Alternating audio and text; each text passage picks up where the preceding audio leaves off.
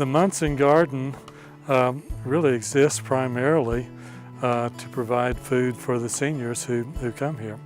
And some of the seniors are also involved as volunteers with the garden, but everything that we harvest, everything that we grow and harvest goes directly to the kitchen to go to the seniors. Some of the things that are harvested, like lettuce and radishes, may go home in baggies with the seniors who are here. Other things get used in the food that's prepared for that day. I come from a much more northerly climate. I moved here about 4 years ago, and I've always worked outside. I loved working outside and growing things. And when I came to this climate and different soil, I just wanted to learn how to do things in this area.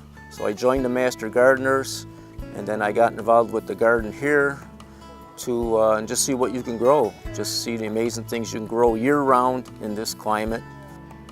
I'm the chair of the Education Committee, and it's sort of it's a perfect environment for me because Munson Senior Center provides room space so I can do lectures and talks in the classroom environment.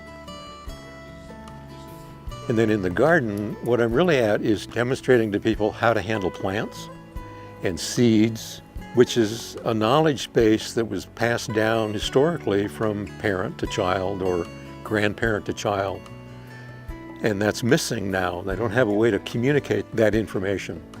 We do transplanting, we do things like seed soaking. I show them seeds that have been soaked and pre-germinated, how to pre-germinate and why and when to do that. The decisions of what to plant are based upon plants that produce well at that time of year, like in cold spring season before it gets very warm. So I started this bed with cold season crops. I use sweet Lorraine fava beans because they grow really well here in the spring or in the fall. I used green wave mustard. And then I brought in some heat-tolerant lettuce varieties, Nevada and Jericho. And then we planted a small bed of lettuce that we planted from seed. And that was a demonstration on how to handle really small seeds and how to give it an even distribution so that those plants all come up at about the same size, and then you can cut them off with a pair of scissors. They'll grow back 2 or 3 times. You get more than one harvest out of it that way. So I'm trying to expose them to different ways of handling exactly the same plant, exactly the same variety, in order to get a different product out of it at a different timing for use in their own kitchen. My intent is to get people to the point where they can produce some of their own food for themselves. In the spring workshop, the lecture part was a Thursday afternoon at 3 o'clock. You turn up 40 people.